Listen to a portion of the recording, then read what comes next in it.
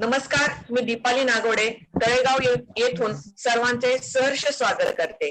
माय मराठी महाराष्ट्र संघ आणि easy taste app यांच्या संयुक्त विद्यमाने इयत्ता 9वी कुमार भारतीसाठी ऑनलाईन पाठशाळेचे आयोजन करण्यात आले आहे. या ऑनलाईन पाठशाळेचे उद्घाटन समारोह काल अतिशय अभूतपूर्व असा संपन्न झाला. आज इयत्ता 9वी कुमार भारतीच्या पाठाचे आजचे पहिले सत्र आपणासमोर सादर करणार आहेत डॉक्टर जगदीश पाटील सर. यांचा व्यक्तिपरिचय करून देण्यासाठी मी विनंती करते पुण्याच्या श्री नवनाथ तोत्रे सरांना की आपण आजच्या वक्त्यांचा व्यक्तिपरिचय करून द्यावा. श्री नवनाथ तोत्रे सर. आज 10वीचा निकाल जाहीर झाला असतानाच आजचा हा योग की काय डॉक्टर जगदीश लक्ष्मण पाटील सरांचा परिचय करण्याची संधी आज मला प्राप्त झालेली आहे. सरांचं शिक्षण MA BEd आणि PhD आहेत. सर सध्या कार्यरत आहेत उपशिक्षक म्हणून भुसावळ नगर परिषद, DS हायस्कूल व कनिष्ठ महाविद्यालय भुसावळ या ठिकाणी सध्या सरांची 12 वर्षे सेवा पूर्ण झालेली आहे.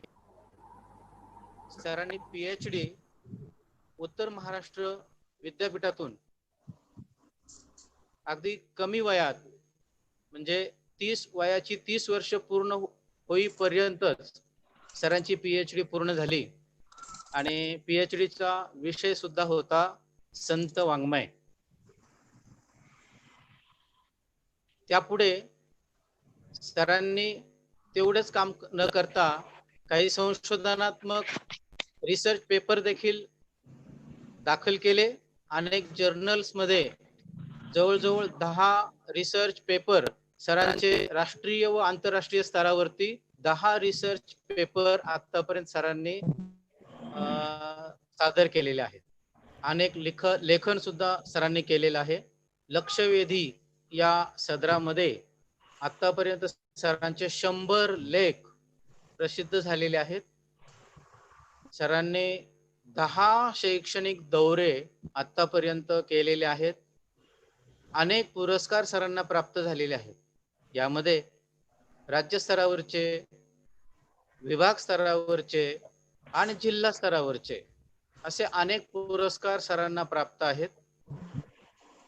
सरांचं शैक्षणिक कार्य सुद्धा खूप मोठं आहे. प्रगत शैक्षणिक महाराष्ट्र कार्यक्रमात सर 4 वर्षापासून इयत्ता 1ली ते 8वी मराठी विषय प्रश्नपत्रिका निर्मिती मध्ये सर सहभागी होत आहेत. शाळा सिद्धी याच्यामध्ये सुद्धा सर राज्य स्तरावर मार्गदर्शक म्हणून सरांनी काम पाहिलेलं आहे. केंद्र प्रमुख, मुख्याध्यापक, शिक्षक यांना शाळा सिद्धीचं मार्गदर्शन सरांनी केलेलं आहे. एवढेच नाही तर शाळा सिद्धीचे राज्य निर्धारक म्हणून सुद्धा सरांनी काम पाहिलेलं आहे. याही पुढे स्वच्छ विद्यालय पुरस्कार जो भारत सरकार मार्फत दिला जातो आणि त्याची जी पाहणी केली जाते शाळांची, त्यामध्ये सरांनी सुलभक म्हणून सुद्धा काम केलेलं आहे. राज्याच्या इयत्ता 8वी ते 10वी पाठ्यपुस्तक निर्मितीच्या कामात सुद्धा सर सहभागी होत असतात. सध्या मुक्त विद्यालय सुरू होत आहेत आणि या मुक्त विद्यालयामध्ये इयत्ता 5वी, इयत्ता 8वी, इयत्ता 10वी या मुक्त विद्यालयाच्या अभ्यासक्रम तयार करण्यामध्ये सुद्धा सर सहभागी होत असतात. असं डॉक्टरेट असलेले डॉक्टर जगदीश लक्ष्मणराव पाटील सर आजच्या हे जे पुष्प आहे, व्याख्यान पुष्प, हे सर गुंफणार आहेत. मी सरांचं स्वागत करतो आणि सरांना विनंती करतो की आपण आपल्या सत्राला सुरुवात करावी. धन्यवाद. धन्यवाद सर. धन्यवाद तोत्रे सर. आज खूप दिवसांनी आपली भेट ऑनलाईन झालेली आहे. यानंतर आपल्या समोर डॉक्टर जगदीश पाटील सर हा पाठ सादर करणार आहेत. जे जे आपणासी ठावे ते ते सर्वांशी सांगावे, शहाणे करून सोडावे सकल जन, या श्री संत ज्ञानेश्वर माऊलींच्या उपदेशाप्रमाणे कार्य करणारे आजचे हे आपले व्याख्याते आहेत. चला तर आता आपण आनंद लुटूयात डॉक्टर जगदीश पाटील सरांच्या पाठाचा. मी डॉक्टर जगदीश पाटील सर यांना विनंती करते की आपण पाठाला सुरुवात करावी.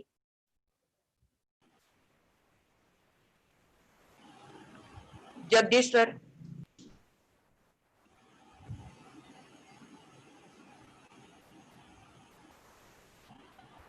सर्वांना नमस्कार. माय मराठी महाराष्ट्र समूह यांच्या वतीने गेल्या 2 महिन्यांपासून संपूर्ण महाराष्ट्रातील शिक्षकांना एक ऑनलाईन संवाद रूपी ज्ञान उपलब्ध करून देण्याचं काम केलं जात आहे. या ज्ञानाच्या प्रवाहात श्रोता म्हणून दररोज उपस्थित असताना वक्ता म्हणून दुसऱ्यांदा मला या ठिकाणी संधी उपलब्ध करून दिली आहे. त्याबद्दल आपल्या माय महाराष्ट्र समूहाचे मार्गदर्शक श्री हनुमंत कुबळे यांना यांचे मी अगदी मनापासून या ठिकाणी आभार मानतो. तसेच तक्ते सर, आज या कार्यक्रमाचे सूत्रसंचालन करणारे मॅडम दीपाली मॅडम आणि माझा ज्यांनी परिचय करून दिला ते नवनाथ सर, यांचे मी सुरुवातीला आभार मानतो. इयत्ता 10वी पाठांची सुरुवात जगदीश सर तुम्हीच करावी अशा प्रकारचा आग्रह अण्णांनी केला आणि मला सांगितलं की जगदीश सर, आपल्याला 10वीच्या पाठानंतर अक्षर भारतीचे पाठ आणि त्यानंतर 9वीला सुद्धा सुरुवात करायची आहे, तर 9वीला सुद्धा तुम्ही सुरुवात करावी. म्हटलं अण्णा, आपला आदेश शिरसावंद्य. त्यानुसार आज मी आपल्या समोर पुन्हा सादर झालेलो आहे इयत्ता 9वी साठी. इयत्ता 9वी पाठांचं सादरीकरण आज सुरू होत आहे आणि या पहिल्याच प्रथम पुष्पाचा जो मान आहे तो माय मराठी महाराष्ट्र समूहाने मला दिला. त्याबद्दल मी खरोखरच आनंदी आहे. मला खूप आनंद यासाठी होतोय की मराठीची सेवा करण्यासाठी मला दुसऱ्यांदा या महाराष्ट्राच्या व्यासपीठावर संधी मिळते आणि ते इयत्ता 9वीच्या अनुषंगाने. तर आपण थेट विषयाला सुरुवात करूया. इयत्ता 9वी मराठी कुमार भारती या अनुषंगाने आपण सुरुवात करणार आहोत. आज दुपारी 2 वाजताच इयत्ता 10वीचा निकाल लागला. या 10वीच्या निकालामध्ये ज्या विद्यार्थ्यांना घवघवीत यश मिळालं त्या विद्यार्थ्यांचं अगदी मनापासून अभिनंदन. ज्यांना कमी गुण मिळाले किंवा जे नापास झाले त्यांनी अजिबात खचून न जाता पुढील यश कशा पद्धतीने मिळेल त्याची तयारी करणं गरजेचं आहे. ती सकारात्मकता आणणं गरजेचं आहे.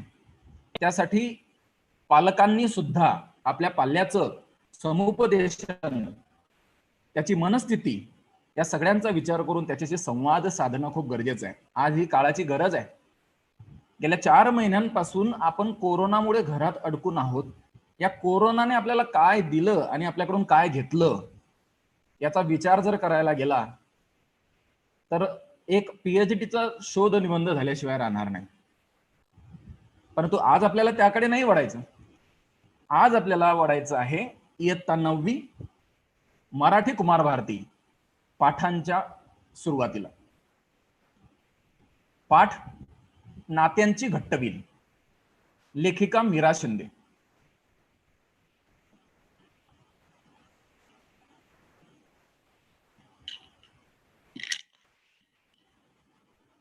मराठी कुमार भारती पाठ्यपुस्तकाचं जे मुखपृष्ठ आहे ते आपल्या समोर आहे. मराठी कुमार भारती इयत्ता 9वी. सर्वात सुरुवातीला मी हा विषय मुद्दामून या ठिकाणी घेतो आहे की 2 दिवसापूर्वी आपल्या या शैक्षणिक वर्षाच्या पाठ्य घटकातील कपाती संदर्भात बालभारतीचं पत्र प्रत्येक शाळा शिक्षकांपर्यंत येऊन पोहोचलंय. 2020-21 या शैक्षणिक वर्षासाठी काही पाठ्य घटकात कपात करण्यात आलेली आहे. पण ती कपात फक्त मूल्यमापनामध्ये त्यांची कृतीपत्रिका घेऊ नये या संदर्भातील आहे. ते आपण जाणून घ्यायचंय. कोणती कपात करण्यात आलेली आहे? गद्यपाठामध्ये पाठ 10, 11 आणि 14 आणि स्थूल वाचनामध्ये बीक 5च्या सहवासात हे कुमार भारतीसाठी. अक्षर भारतीसाठी 3 पाठ आहेत, 1 स्थूल वाचन, आणि आंतर भारतीसाठी 3 पाठ आहेत. आणि टीप खाली दिलेले आहेत की हे वरील पाठ्य घटक वगळण्यात आलेले आहेत. अंतर्गत मूल्यमापन आणि वार्षिक परीक्षा यामध्ये या घटकांमधल्या कोणत्याही कृती विचारल्या जाऊ नयेत. ही गोष्ट आपल्याला सर्वांना माहिती असणं गरजेचं आहे. म्हणून प्रारंभी यापासूनच मी सुरुवात केली. जेव्हा आपल्या माय मराठी महाराष्ट्र समूहावर बालभारती, त्यानंतर अक्षर भारती म्हणजे कुमार भारतीचे पाठ आटोपल्यानंतर अक्षर भारतीचे पाठ सुरू झाले, तेव्हा एक चर्चा अशी रंगली होती की कुमार भारती नंतर अक्षर भारती, अक्षर भारती नंतर आणखी कोणती भारती आहे, अशा किती भारती आहेत. तेव्हा सहज चर्चा करताना विषय जेव्हा समोर आला तेव्हा म्हटलं या विषयाची फोड करणं खूप गरजेचं आहे. आणि नेमकं या किती भारती आहेत आणि कोणती भारती कोणत्यासाठी, कोणत्या पाठ्यपुस्तकासाठी वापरली जाते ते आपण सुरुवातीला पाहूया. कारण आपण जरी बालभारती मराठी माध्यमाचं पुस्तक हाताळत असलो तरी इतर माध्यमांची पुस्तकांचं आपल्याला माहिती असणं गरजेचं आहे. कारण आपण मराठी विषयाचे शिक्षक आहोत, मराठी भाषेचे शिक्षक आहोत. तर ते जाणून घेऊया. वर्ग 5 ते 8 साठी मराठी माध्यमासाठी प्रथम भाषा म्हणून जे पाठ्यपुस्तक वापरलं जातं ते आहे बालभारती. या पाठ्यपुस्तकाची सगळ्यांनाच ओळख आहे. ही सगळी जी पुस्तकं सांगतोय मी मराठीचीच आहे. हिंदी व इंग्रजी माध्यमासाठी द्वितीय भाषा म्हणून जे पाठ्यपुस्तक वापरलं जातं ते आहे सुलभ भारती. मूल्यमापनात सुद्धा यामध्ये बदल आहे. उर्दू, कन्नड, गुजराती, तेलुगू, सिंधी माध्यमांच्या ज्या महाराष्ट्रातील शाळा आहेत त्या महाराष्ट्रातील शाळांना संयुक्त भाषा म्हणून मराठी हा विषय घ्यायचा असतो. त्यांच्यासाठी जे मराठीचं पुस्तक असतं ते आहे सुगम भारती, वर्ग 5 ते 8 साठी. आणि 9वी 10वी साठी, आज आपण 9वीचं पाहणार आहोत, तर 9वी 10वी साठी मराठी माध्यमांचं प्रथम भाषा म्हणून कुमार भारती, हिंदी व इंग्रजी माध्यमांच्या शाळांसाठी द्वितीय भाषा म्हणून अक्षर भारती, आणि उर्दू, कन्नड, गुजराती, तेलुगू, सिंधी माध्यमांच्या शाळांसाठी की ज्या महाराष्ट्रात आहेत त्यांच्यासाठी संयुक्त भाषा म्हणून आंतर भारती ही पाठ्यपुस्तक वापरले जातं. मग तुम्ही म्हणत एवढेच भारतीय आहेत का? तर नाही. 11वी आणि 12वी साठी युवक भारती म्हणून पाठ्यपुस्तक वापरलं जातं. आणि हिंदीसाठी हा झाला आपला मराठीचा विषय, आणि हिंदीचं सांगायचं झालं अतिरिक्त तर त्या ठिकाणी लोक भारती अशा प्रकारचे पाठ्यपुस्तकं वापरली जातात. ही मराठी भाषेचा शिक्षक म्हणून आपल्याजवळ ही माहिती असणं गरजेचं आहे, म्हणून मला ही माहिती सांगावीशी वाटली. आता आपण पाठाकडे वळण्याच्या आधी आपल्या इयत्ता 9वीच्या पाठ्यपुस्तकातून आपल्याला नेमक्या विद्यार्थ्यांच्या कोणत्या क्षमता विकसित करायच्या आहेत त्या अनुषंगाने पाठ्यपुस्तकाचं पहिलं पान पाहावं असं माझं नेहमी सांगणं असतं. मग पहिलं पान कशासाठी?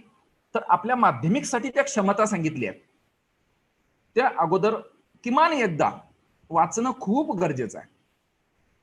ज्या श्रवण, वाचन, लेखन, भाषण, संभाषण, आणि 9वी 10वी साठी 2 अतिरिक्त आहेत, अध्ययन कौशल्य आणि भाषा अभ्यास. याचा आपल्याला पाठ्यपट घटकांच्या अनुषंगाने अभ्यास करायचा आहे.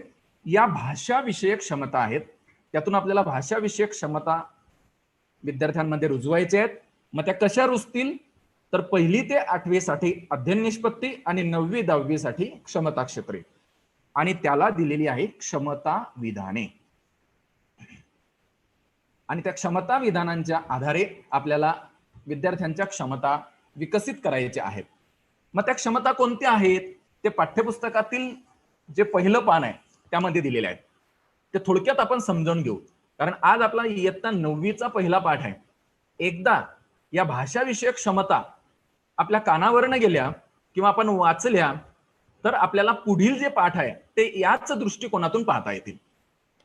म्हणून त्यासाठी वेळ देणं खूप गरजेचं आहे असं मला वाटतंय. पहिलं जे क्षेत्र आहे भाषा विषयक क्षमतांचं ते क्षेत्र आहे श्रवण. मग नेमकं श्रवणात काय अपेक्षित आहे ते आपल्या समोर आहे, मी वाचून अजिबात दाखवणार नाही. काय सांगितलंय श्रवणामध्ये? बातम्या, चर्चा व संवाद, सार्वजनिक ठिकाणावरच्या सूचना, अनौपचारिक विषयांवरील संवाद, गाणी, कविता, कथा, संवाद, वक्त्यांची भाषणे, गीते, समूह आणि बोली भाषा, या सगळ्या गोष्टी समजपूर्वक ऐकता आल्या पाहिजे. हा याचा सार आहे. आता आपण हे प्रत्येक क्षमता 2 अंगाने पाहिजे, एक ऑनलाईन आणि एक ऑफलाईन. आता सध्या आपण ऑनलाईन आहोत, मग या सगळ्या क्षमता ऑनलाईन त्याला साधणं शक्य आहे का, कोणती शक्य नाही त्याचा देखील विचार करायचा आहे. कारण त्या अनुषंगाने आपल्याला विद्यार्थ्याला रुजवण्यासाठी, या क्षमता रुजवण्यासाठी प्रयत्न करता येईल. आणि मला तरी वाटतं जवळजवळ 96 पैकी एक सार्वजनिक ठिकाणावरची सूचना ही जर सोडली तर बाकी ज्या सूचना आहेत ज्या श्रवणासंदर्भात विकसित करण्यासाठी महत्वपूर्ण ठरत आहेत त्या ऑनलाईनच्या माध्यमातून पूर्ण करता येऊ शकतील. ऑडिओ, व्हिडिओ किंवा SCRT, डायट यांच्या माध्यमातून किंवा शालेय शिक्षण विभाग यांच्या माध्यमातून आपल्यापर्यंत जे माहिती पोहोचवली जात आहे, विविध चॅनल आपल्यासाठी उपलब्ध करून दिलेले आहेत. सह्याद्री वाहिनीवर टिलीमिलीच्या कार्यक्रमातून आपल्यापर्यंत शालेय शिक्षण विभाग विविध माहिती घेऊन येत आहे, ऑनलाईन शिक्षण घेऊन येत आहे. ते सुद्धा श्रवण आपल्याला या माध्यमातून घेता येईल. दुसरं जे क्षेत्र आहे ते आहे भाषण संभाषण. यामध्ये नेमकं काय, तर विद्यार्थ्याला ते सादर करता आलं पाहिजे. मग काय सादर करता आलं पाहिजे? गाणी, कविता, एखाद्या साहित्य प्रकाराचं सादरीकरणाचं मूल्यमापन, माझे विचार समोरच्याला पटवून देणे, चर्चेत सहभागी होणे, भाषण कौशल्याचा उपयोग करता येणे आणि विचार व्यक्त करण्याचा प्रयत्न करणे. भाषण संभाषण. आता मूल आता घरी आहे, तर घरी असताना सुद्धा मुलाला हे आपल्या पालकांसमोर, पाल्यासमोर किंवा ऑनलाईन मीटिंगच्या माध्यमातून ज्या ठिकाणी अनुकूल परिस्थिती आहे अशा ठिकाणी, ग्रामीण भागात तर शक्य नाही, कारण ग्रामीण भागात विद्यार्थ्यांपर्यंत पोहोचणं या ठिकाणी खूप मुश्किल झालेलं आहे. पण पाठ्यपुस्तकं पोहोचली आहे त्यामुळे विद्यार्थ्यांचे कुठेतरी शिक्षण सुरू झालेलं आहे आणि ऑडिओ व्हिडिओच्या माध्यमातून कुठेतरी विद्यार्थी शिक्षणाशी जुळला गेलेला आहे. तर भाषण संभाषणाच्या संदर्भात त्या विद्यार्थ्याकडून त्याचे विचार आपल्यापर्यंत कसे पोहोचता येतील, त्याने कसं सादरीकरण केलं, असं आपण पालकाशी चर्चा करून, बोलून, विद्यार्थ्यांचे संवाद साधून या क्षेत्राचा विकास करू शकतो. कारण आपण पाठ दोन्ही अंगाने पाहणार आहोत, हे सर्वात महत्वाचं. तिसरं क्षेत्र आहे वाचन, प्रकट वाचन, आरोह अवरोह सह वाचन, पुन्हा विचार समजून घेऊन वाचन, आस्वाद, इंटरनेटवरील साहित्याचं वाचन आणि स्वमत निश्चित, हे सर्व महत्वाचे शब्द यातले सांगितले. असं वाचन करता आलं पाहिजे. आणि वाचन तर 100% आज घरी बसल्या सगळ्यांना शक्य आहे, सर्व मुलांना. त्यामुळे यावर कसा भर देता येईल जास्तीत जास्त, कारण वाचन आणि लेखन हे सहज शक्य आहे घर बसल्या, तर कशा पद्धतीने आपल्याला हे क्षेत्र विकसित करता येईल त्यासाठी सुद्धा आपल्याला प्रयत्न करायचा आहे इयत्ता 9वीच्या संदर्भात. त्यानंतर आहे लेखन, शुद्ध लेखनाच्या नियमांचं काटेकोर पालन. एकदमच काटेकोर एवढं अपेक्षित आपल्याला जरी नसलं तरी श्रुत लेखन म्हणजे जे मी ऐकतो आहे ते मला व्यवस्थित लिहिता आलं पाहिजे, यासाठी काटेकोर हा शब्द वापरलेला आहे. म्हणजे मी ऐकलं काही आणि शब्द लिहिला काही असं न होता, म्हणून श्रुत लेखनाला खूप महत्व दिलंय. त्यानंतर जे साहित्य वाचलंय, ऐकलंय, त्यावर जे टिपण काढलंय त्याचा विस्तार करता आला पाहिजे, पुनर्लेखन करता आलं पाहिजे. म्हणी, वाक्प्रचार, शब्दसमूह, सुभाषिते यांचा प्रभावी लेखन करता आलं पाहिजे. याचा वापर करून एखादा विषय दिला, त्या विषयावर लेखन करता यावं, चिकित्सक विचार करता यावा, घडलेले प्रसंग घटना यांचं वृत्तांत लेखन करता यावं, आणि पाठ्यपुस्तकात जे उपयोजित लेखन दिलेलं आहे त्या संदर्भात लेखन यावं. हे लेखनाच्या संदर्भात अपेक्षित आहे. यातला जवळजवळ निम्मे आपल्याला आजही शक्य आहे विद्यार्थ्यांना घरबसल्या करून देण्यासाठी. त्यानंतरचं क्षेत्र आहे अध्ययन कौशल्य. अध्ययन कौशल्य म्हणजेच काय, तर आज 100% घरी बसून स्वतः त्याला स्वतःचा अभ्यास करता येणार आणि ते अध्ययन कौशल्य स्वतः विकसित करणं हे शक्य आहे. त्याचं कारण का? कारण यासाठी फक्त विद्यार्थी आणि त्या विद्यार्थ्याला अपेक्षित असलेले संदर्भ साहित्य आणि मदतीचा साठा. मग तो कुठून आहे? तो शब्दकोश आहे. नंतर अहवाल त्याला एखाद्या कार्यक्रमाचा तयार करता येतो का? वर्गीकरण करता येतं का? ऑनलाईन बिल पालक जर भरत असतील तर एखादा पालक त्याला त्याच्या समोर भरून दाखवतो का? नंतर सोशल मीडियाचा योग्य वापर खूप महत्वाचा आहे. आज सोशल मीडियाविषयी जे बोललं जात होतं की सोशल मीडियामुळे पिढी बर्बाद होते, वाईट संस्कार होत आहेत, तर मला असं वाटतं जो जसा वापर करतो तशा पद्धतीने सोशल मीडिया त्यासाठी उभा असतो. मग आपल्याला या तरुण मुलांसमोर मीडियाचा योग्य वापर आणि जबाबदारीची जाणीव कशी निर्माण करता येईल ते या अध्ययन कौशल्यातून होईल. नंतर संगणकावरील साहित्य वापरताना हक्कांचं उल्लंघन होणार नाही, त्याला कॉपीराईट असं म्हणतो, की जसंच्या तसं वापरू नये.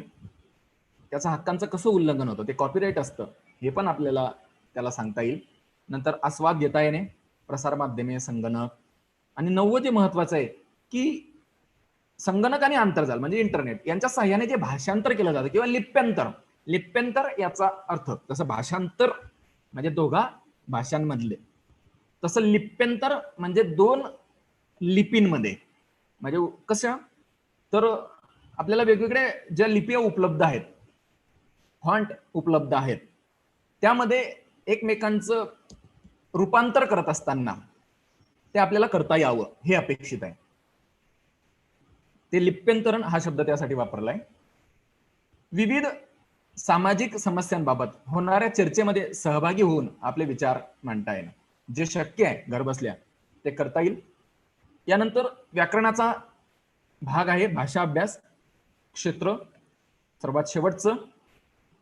त्यामध्ये 4 अलंकार दिले आहे, 2 मात्रावृत्त दिले आहे, नवरस दिले आहे आणि शुद्ध लेखन नियम सुद्धा दिलेले आहेत. हे खूप गरजेचं आहे, कारण हे जेव्हा या क्षमता क्षेत्रांचा चष्मा जेव्हा मी लावेल तेव्हाच मला त्या चष्म्यातून पाठाकडे पाहता येईल.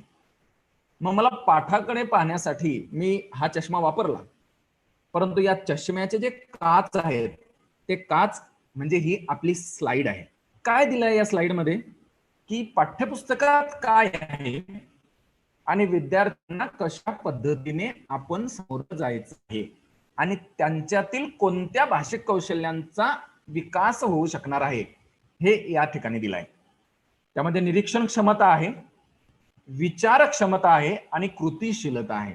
विद्यार्थ्यांना ही कशी शक्य होईल आपल्या पाठाच्या अनुषंगाने ते आपण या माध्यमातून पाहणार आहोत, म्हणून हे गरजेचं वाटलं म्हणून सुरुवात केली. आता इयत्ता 9वीच्या क्षमता ज्या आपण पाहिल्या, श्रवण, वाचन, लेखन, भाषण, संभाषण आणि भाषा अभ्यास, तर यांचा सार आहे. तो सार आपण पाहूया. काय नेमकं अपेक्षित आहे या अध्ययन निष्पत्तीतून, या क्षमतांतून? अपेक्षित असं आहे की ऐकलेल्या व वाचलेल्या साहित्यातील विषय, चित्र, पात्र व घटना या संदर्भात तो व्यक्त व्हावा. बरोबर? 4 विषयाच्या संदर्भात. म्हणजे कसं आता पाठ्यपुस्तकात अनेक पाठ्य घटक दिलेले आहेत आणि हे पाठ्य घटक म्हणजे आपला पूर्ण अभ्यासक्रम नाही. अभ्यासक्रम ही संकल्पना मोठी आहे, जी मी आधीच्या माझ्या संवादामध्ये सांगितली आहे. तर अभ्यासक्रमानंतर पाठ्यक्रम आणि पाठ्यक्रमानंतर पाठ्य घटक, पाठ्यपुस्तक आणि पाठ्य घटक. तर या पाठ्य घटकांमधून या क्षमता आपल्याला त्या ठिकाणी रुजवायची आहे. मग त्या कशा रुजवता येतील ते या विधानाच्या द्वारे सांगितलेले आहेत. मग या विधानात काय अपेक्षित आहे, तर या 4 गोष्टी अपेक्षित आहे. मग त्या कशा साध्य केल्या पाहिजे इयत्ता 9वी साठी ते आपण पाहणार आहोत. विशेष मुद्द्यांचा शोध त्याला घेता यावा. मग कोणत्या विशेष मुद्द्यांचा शोध त्याला घेता यावा? पाठामधल्या विषयाचा, पाठामधल्या चित्राचा, पाठामधल्या पात्राचा आणि पाठामधल्या घटनेचा. म्हणजे हे 4ही जे वरचे शब्द आहेत ते आपल्याला या मुद्द्याला जोडायचे. ऐकलेल्या आणि वाचलेल्या साहित्यातील विषय, मग त्या विषयाचा शोध घ्यायचा आहे, चित्राचा शोध घ्यायचा आहे, पात्राचा शोध घ्यायचा आहे आणि घटनेचा शोध घ्यायचा आहे. कोणती घटना घडली या पाठामध्ये. त्यानंतर मत व्यक्त त्याला करता यावं हे अपेक्षित आहे इयत्ता 9वी साठी. मग कशा संदर्भात मत? विषयाच्या संदर्भात मत, चित्राच्या संदर्भात मत, पात्राच्या संदर्भात मत आणि घटनेच्या संदर्भात मत त्याला व्यक्त करता आलं पाहिजे. त्यानंतर तर्क त्याला लावता आला पाहिजे. तो तर्क कसा लावता आला पाहिजे,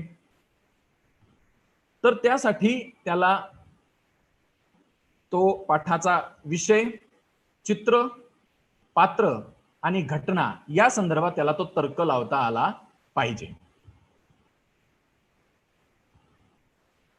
आपल्या स्लाइडवरती बऱ्याचशा रेघोट्या मारल्या जात आहेत.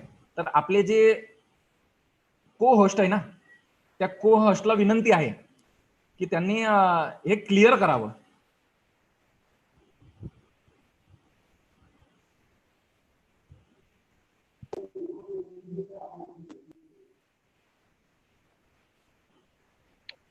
दीपाली ताई, हॅलो हॅलो. हा केलं सर मी, सर केलं मी.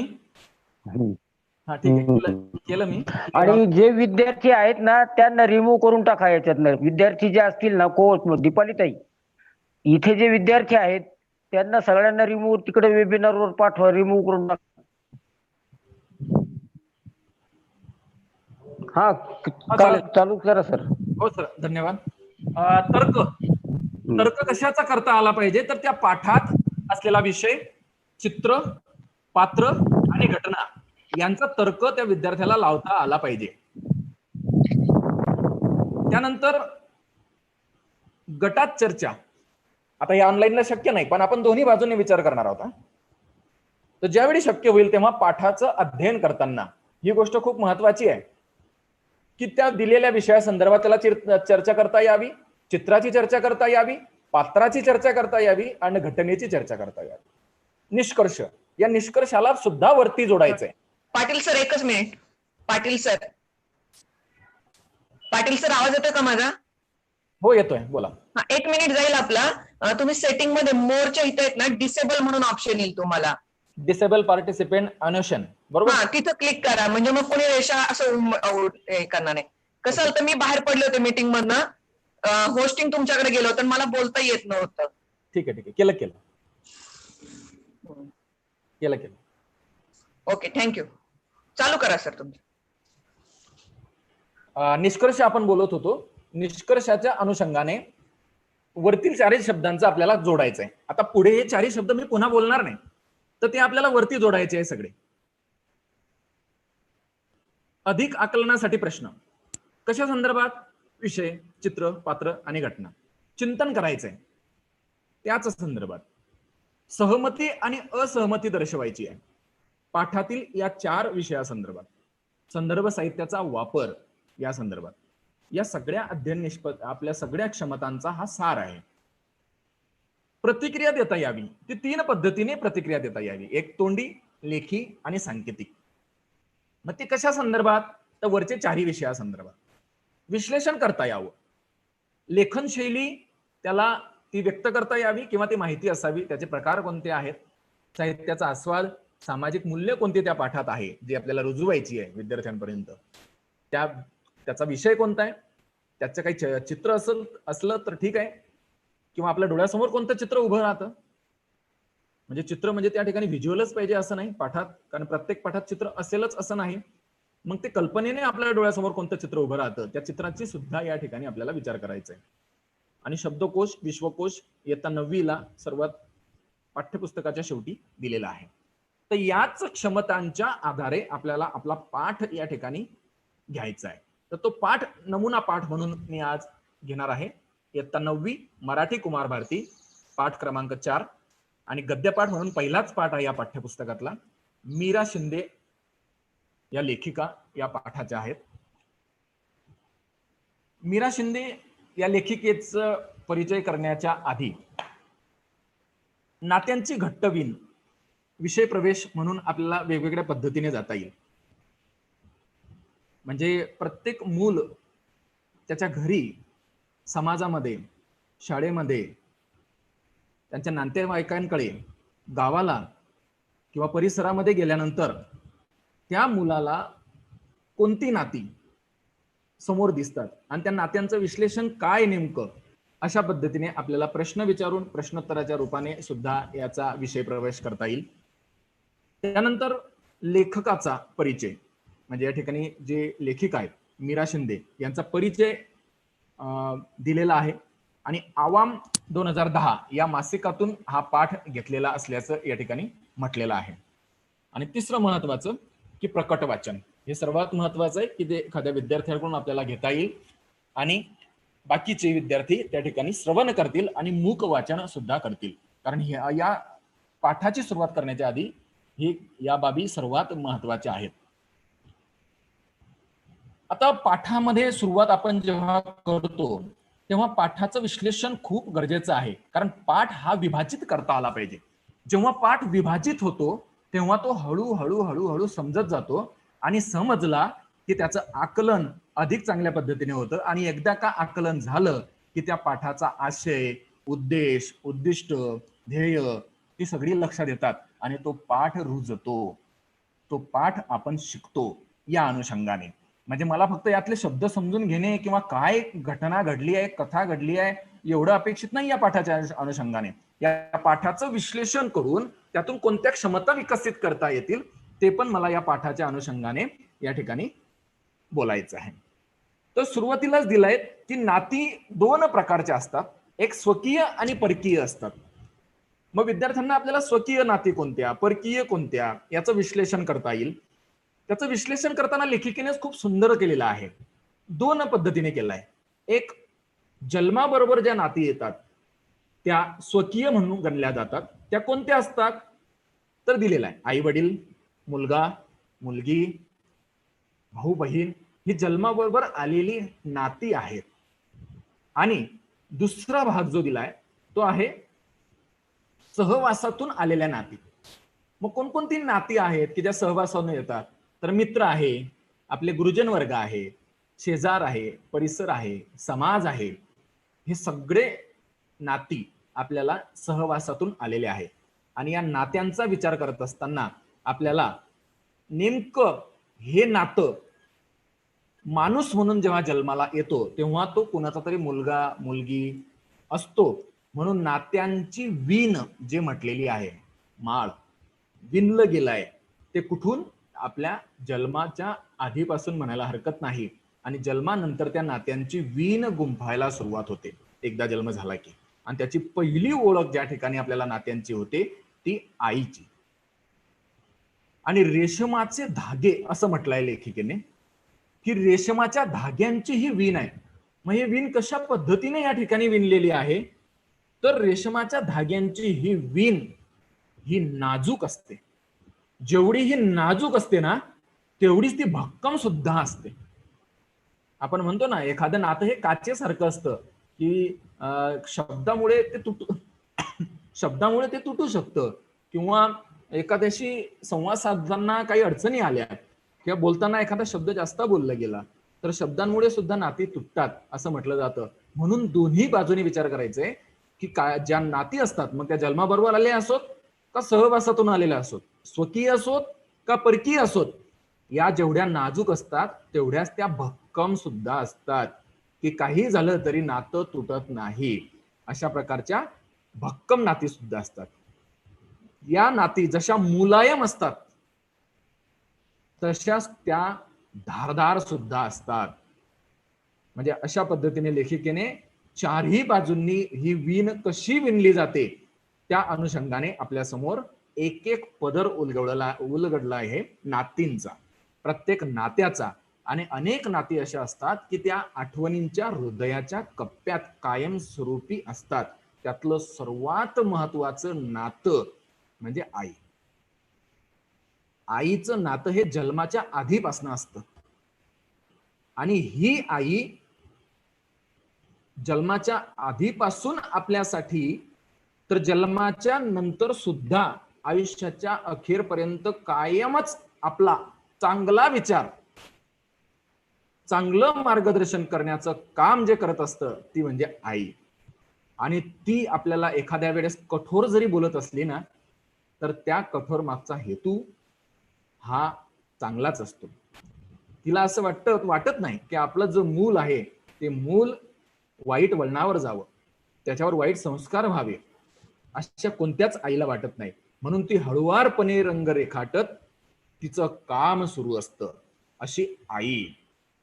आईचं वर्णन करताना लेखिकेने खूप छान दिलंय बघा. आई जशी ही प्रेममय असते ना, तशी ती कठोर सुद्धा असते. मग ती कठोर कशी? छिन्नीने कठोरपणे घाव घालणे.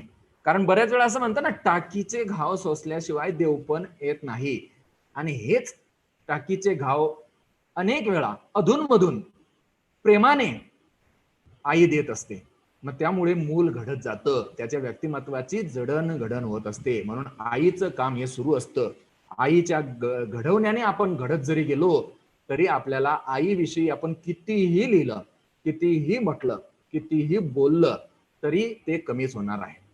आज बघा, आतापर्यंत जेवढी कथा, कादंबऱ्या, नाटक, गोष्टी, गाणी, म्हणी, वाक्प्रचार, भजन, कीर्तन, प्रवचन, सामाजिक, आर्थिक, सांस्कृतिक, सामाजिक अशा कोणतेही क्षेत्र असो, कोणताही विभाग असो, सर्वात जास्त चर्चिला गेलेला विषय म्हणजे आई. आईविषयी बोलणं कोणाच्याच अखत्यारीत नाही. अखत्यारीत यासाठी बोललो मी की मी कितीही वर्णन केलं तरी आईची महती आता माझी संपली असं मला अजिबात म्हणता येणार नाही. कारण आई अवर्णनीय आहे. आईचं वर्णन झालं असं मला म्हणताच येणार नाही, असं मला बोलताच येणार नाही. अशी ही अवर्णनीय असलेली आई आयुष्यभर आपल्यासाठी झटत असते. म्हणून लेखिकेने खूप छान शब्द वापरलाय की ती जशी माझ्यासाठी उबदार शाल बनते ना, तशी ती कणखर ढाल सुद्धा असते की माझ्या मुलाच्या आयुष्यात किंवा त्याच्या वाटचालीत एखादा धोका आला किंवा अडचण आली तर ती अडचण स्वतःवर घेण्यासाठी सुद्धा ती तयार असते. म्हणून आईचं महत्व अगाध आहे. आईविषयी खूप लेखकांनी, कवींनी जे मांडलेलं जे मत आहे, आता मी बोलतोय पण आईविषयी बोलत असताना सुद्धा पापण्या आपल्या ओल्या झाल्याशिवाय राहत नाही. ही आई. आणि आई जशी शाल तशी ढाल या ठिकाणी म्हटलाय, तसंच बालपणीच्या अंगाईला लागलेली सुंदर चाल आहे ती. कारण तिच्यापासूनच आपली खरी चाल सुरुवात आहे. आईने जेव्हा जन्म दिला तेव्हाच आपली या जगाला ओळख झाली. आणि या जगामध्ये आपल्याला जी तारेवरची कसरत करायची आहे ना, त्या कसरतीला साथ दिली आहे आपल्या आई सोबतच आपल्या बापाने. हा बाप काय करतो? तर हा बाप तारेवरची कसरत करतो. स्वतःच्या पोटाला चिमटा घेऊन जो मुलाला, आपल्या पाल्याला पोटभर खायला देतो तो बाप. चेहऱ्यावरच कोणत्याच प्रकारे भाव न दाखवता निमूटपणे जो कष्ट करत असतो तो बाप. वरवरून आपल्याला अतिशय संताप किंवा रागवणारा वाटत असला तरी आतून कोमल हृदयाचा असणारा बाप. हे केव्हा कळतं? जेव्हा आपण स्वतः बाप होतो तेव्हा. मग बापाला कोणती कसरत करावी लागते याविषयी लेखिका म्हणते की बाप नावाचं वल्ल हातात धरून भवसागर पार करण्याचा प्रयत्न. बघा, भवसागर, भव म्हणजे दुःख, सागर म्हणजे समुद्र. दुःखाचा समुद्र सुद्धा आपल्या मुलाला ओलांडण्याची ताकद आणि सामर्थ्य देण्याचं काम कोण करतं? बाप करतो. आणि या बाप म्हणजे आपला आणि आपल्या आयुष्याचा संवाद घडवण्याचं काम करतो. त्याला संवाद सेतू असं म्हटलेलं आहे. त्यामुळे बाप आणि आई यांच्या नात्यांची जी घट्टवीण आहे ती कायमस्वरूपी आपल्याशी निगडीत आणि आपल्याला आयुष्याची दिशा देणारी ठरत असते. आपल्या बापाशी आपण संवाद साधतो, म्हणजे आपल्याला जेव्हा विद्यार्थ्यांना हा पाठ द्यायचा आहे तेव्हा आपल्या वडिलांशी आपण संवाद जो साधतो, आपला बाप आपल्या आयुष्यात जी जबाबदारी स्वीकारतो ती जबाबदारी याचं भान आपल्याला विद्यार्थ्यांना करून द्यायचंय. कारण आई वडील आज अनेक पद्धतीने आपल्या मुलाला शिक्षणाच्या संदर्भात, सामाजिक संदर्भात, त्याचा व्यक्तिमत्व विकास कसा होईल या संदर्भात सातत्याने प्रयत्न करत असताना दिसतात. तर हे अधोरेखित झालं पाहिजे. ही नाती मुलांना कळावी आणि ही नाती तुटू नये यासाठी सुद्धा कसा प्रयत्न केला पाहिजे हे सांगण्याचा हा पाठ आहे. म्हणूनच याच्या पुढचं जे सर्वात महत्वाचं आहे की जेव्हा आपल्या आयुष्यातील हे जे दोन नाती आहे, या दोन नाती कोणत्या ना कोणत्या कारणाने आपल्यापासून लांब जातात, तेव्हा आपल्या आयुष्याची काय स्थिती होते ते लेखिकेने खूप छान शब्दात या ठिकाणी व्यक्त केलेलं आहे. की एखादं मूल शिकलं, नोकरीला लागलं, परदेशात गेलं की आपल्या आई वडिलांना विसरून जातं. त्याला पंख फुटले की तो आपला झेप साता समुद्रापलीकडे घेऊन जातो आणि इकडे आई वडिलांना विसरतो. अनेक गोष्टी आपल्या समोर आहेत की आई वडील आणि मुलगा यांच्यातील दुरावा. मग आपण काय करतो? आपण ज्या ठिकाणी राहतो त्या ठिकाणी आपल्या चेहऱ्यावर सदा आनंद आपण दाखवतो, आम्ही खूप आनंदी आहोत, पण तो आनंद नसतो हो, तो आनंदाचा मुखवटा असतो. आज खरं दुःख असतं हृदयाच्या एका कोपऱ्यामध्ये की आई वडील दूर असल्याचा. आणि आई वडिलांना सुद्धा आनंद वाटतं का हो? नाही नाही, त्यांच्या जीवाचा जे उलघाल असा शब्द वापरलेला आहे, म्हणजे त्यांच्या जीवाची जी घालमेल आहे ती मुलांना कधीच कळत नसते. कारण आई वडील हे कधी बोलून दाखवत नाही की तुझ्यासाठी मी हे करतो आहे. आणि मग नंतर आई वडील जर लांब गेले तर या विश्वात्मक जगात पोरका झाल्यासारखं वाटतं. आता मला कोणीच नाही, अशा पद्धतीची स्थिती आपल्या समोर उभी राहते. म्हणून आई वडिलांचं हे नातं भविष्यात दुरावलं जाऊ नये यासाठी सुद्धा मुलांनी प्रयत्न करावा. भारतीय संस्कृती रुजली जावी, एकत्र कुटुंब पद्धती रुजावी, या अनुषंगाने सुद्धा ही नाती समजून सांगण्याचा प्रयत्न या ठिकाणी लेखिकेने केलेला आहे. मग कशा पद्धतीने हे नातं तुटतं, आई वडिलांच्या जीवाची उलाढाल होते आणि विश्वात्मक जगात आपण पोरके होतो, ते आपल्याला या ठिकाणी पाहता येईल. पुढचं नातं सांगितलंय, खूपच छान नातं आहे. ते नातं आहे मैत्रीचं नातं. कारण वेगवेगळे नवीन नाते आपल्या समोर आयुष्यात जोडले जातात. जे आपण सहवासातून जो दुसरा प्रकार पाहिला, कोणती नाती जोडली जातात, त्यातलं खूप तरल नातं आहे सांगितलेलं आहे. खूपच तरल नातं की ज्यावेळी माझं एखाद्या सख्याशी, मित्राशी संपर्क येतो आणि त्याच्यातून माझ्यात मैत्री होते, तर अशा वेळी एकाच वेळी दोघांना एकमेकांच्या भावनांचं, विचारांचं पडलेलं ते स्वप्न असतं. खूप सुंदर वर्णन केलेलं आहे. एकाच वेळी मैत्रीचं स्वप्न पळावं लागतं, तेव्हा ती मैत्री होते. आणि या मैत्रीमध्ये स्वार्थ नसतो. मग स्वार्थ नसतो तर काय असतं? भावना असतात. आणि त्या भावना कशा असतात? सूक्ष्म भावना.